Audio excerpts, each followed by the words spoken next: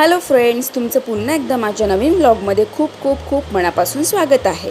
तर आज मी तुमच्यासोबत हॉटेलसारखी पनीर मसाल्याची भाजी कशी बनवायची हे आज मी तुमच्यासोबत शेअर करणार आहे।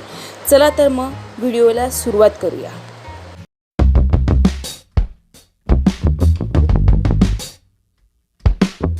तर सर्वात प्रथम मी इथे पॅन गरम करण्यासाठी ठेवला आहे।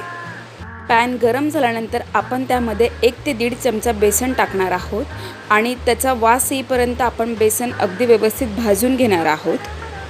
बेसनाचा पूर्ण रंग चेंज होऊ द्यायचा नाहीये, तर अगदी थोडासा रंग चेंज होऊ द्यायचा आहे। अशा पद्धतीने आपण हलका रंग येईपर्यंत बेसन भाजून घेतलेला आहे। त्यानंतर मी इथे पनीर घेतलेला आहे आणि पनीरचे असे क्यूब करून घेतलेले आहे। त्यावर लाल तिखट टाकलेले आहे 1 ते 1.5 चमचा, अर्धा चमचा हळद टाकलेली आहे, 1 चमचा धनेपूड टाकलेली आहे आणि हे सगळं मिश्रण मी आता व्यवस्थित एकत्र करून घेणार आहे। पनीरच्या प्रत्येक क्यूबला हा मसाला लागला पाहिजे अशा पद्धतीने आपण हे मिश्रण एकत्र करायचं आहे। त्यानंतर मी इथे पॅन गरम करून घेतलेला आहे आणि त्यावर 1 ते 2 चमचे तेल टाकलं आहे। तुम्हाला हवं असेल तर तुम्ही तूपसुद्धा टाकू शकता आणि त्यावर मी आता हे पनीरचे क्यूब व्यवस्थित शॅलो फ्राय करून घेणार आहे।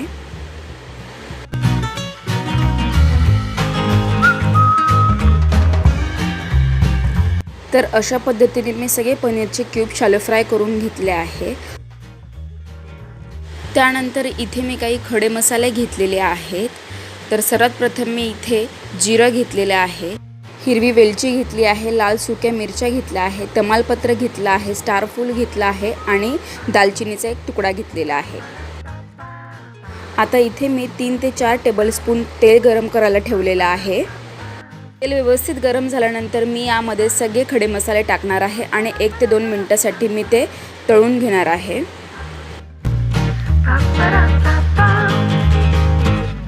मसाला व्यवस्थित तळून झाल्यानंतर मी यामध्ये 3 ते 4 कांद्याची पेस्ट केली होती मिक्सरमध्ये, ती व्यवस्थित फ्राय करून घेणार आहे हलक्या गुलाबी रंगावर। तुम्ही हवं असेल तर बारीक चिरून सुद्धा घेऊ शकतात कांदा, पण मी इथे पेस्ट करून घेतलेली आहे।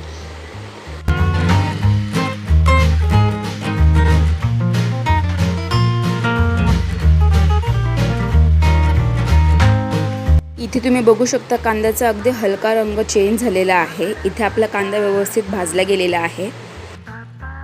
आता यामध्ये मी 1 ते 1.5 चमचा अद्रक लसूणची पेस्ट टाकणार आहे आणि ती सुद्धा मी 1 ते 2 मिनिटांसाठी व्यवस्थित फ्राय करून घेणार आहे, जोपर्यंत त्याचा कच्चेपणा जात नाही तोपर्यंत।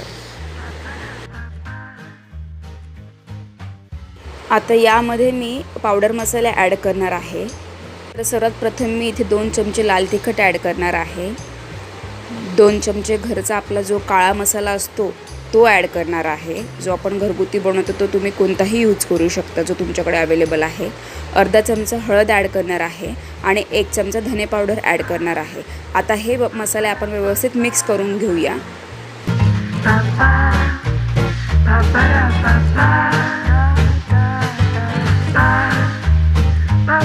मसाला व्यवस्थित मिक्स करून झाल्यानंतर आपण जे बेसन गरम केलेले होते ते सुद्धा आपण यामध्ये ॲड करून मिक्स करून घेणार आहोत।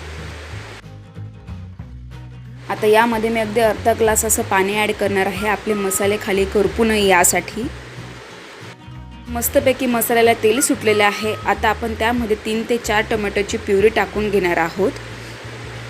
तुम्हाला हवं असेल तर तुम्ही टोमॅटो किसून सुद्धा घेऊ शकतात, पण मी इथे पेस्ट तयार केलेली आहे। आता ती सुद्धा आपण व्यवस्थित मिक्स करून घेणार आहोत आणि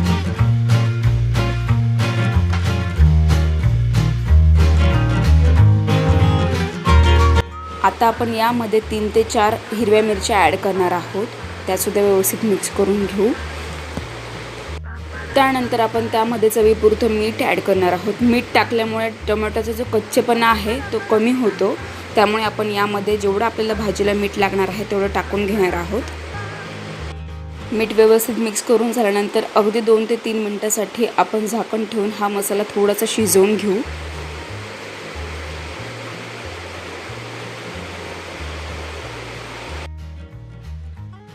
आणि इथे तुम्ही बघू शकता की आपल्या मसाल्याला कलर खूप मस्त आलेला आहे। आता यामध्ये आपण 4 ते 5 टेबलस्पून दही ॲड करून घेणार आहोत दही थोडंसं फेटून घ्यायचं आहे जेणेकरून ते व्यवस्थित मिक्स होईल. त्यातले सगळे लम्स आपल्याला काढून घ्यायचे आहेत. दही टाकल्यानंतर आपण त्यामध्ये 1 चमचा कस्तुरी मेथी टाकणार आहोत बारीक करून आणि ती आपण व्यवस्थित मिक्स करून घेणार आहोत ते मिश्रण. दह्याने आपल्या या भाजीला टेक्स्चर खूप छान येतं. त्यानंतर पुन्हा हा मसाला आपण थोडं शिजवून घेणार आहोत झाकण ठेवून. तर इथे आपल्या ग्रेव्हीला खूप असं छान तूप सुटलेलं आहे दह्याचं. आता त्यामध्ये आपण 1 ते 1.5 ग्लास गरम पाणी ॲड करणार आहोत. पाणी खूप जास्त घालायचं नाही आहे कारण आपल्याला याची ग्रेव्ही थोडीशी थिकच हवी आहे. त्यानंतर आपल्या ग्रेव्हीला थोडीशी उकळी आल्यानंतर आपण त्यामध्ये जे पनीर फ्राय करून घेतलं होतं त्याचे तुकडे टाकणार आहोत आणि अगदी हलक्या हाताने आपण ते पनीर मिक्स करून घेणार आहोत जेणेकरून ते तुटलं नाही पाहिजे. आणि एक उकळी आणून घेणार आहोत आणि त्यावर थोडासा अगदी काळा मसाला ॲड करणार आहोत आणि काळा मसाला ॲड केल्यानंतर त्यावर मी तूप गरम करून थोडासा त्याला तडका दिलेला आहे. त्याने आपल्या भाजीला फ्लेवर खूप छान येतो, जसं आपण हॉटेलमध्ये खातो ना त्या पद्धतीने. आता इथे उकळी आल्यानंतर मी गॅस थोडासा कमी करून घेणार आहे आणि त्यावर झाकण ठेवून अगदी 3 ते 4 मिनटासाठी आपण पनीर थोडंसं शिजवून घेऊ. इथे आपली हॉटेलसारखी पनीर मसाल्याची भाजी तयार झाली आहे. तुम्हाला आजचा व्हिडिओ कसा वाटला मला कमेंट करून नक्की सांगा. व्हिडिओला जास्तीत जास्त शेअर करा आणि लाईक करा. भेटूया नेक्स्ट व्लॉगमध्ये. तोपर्यंत काळजी घ्या. Bye bye.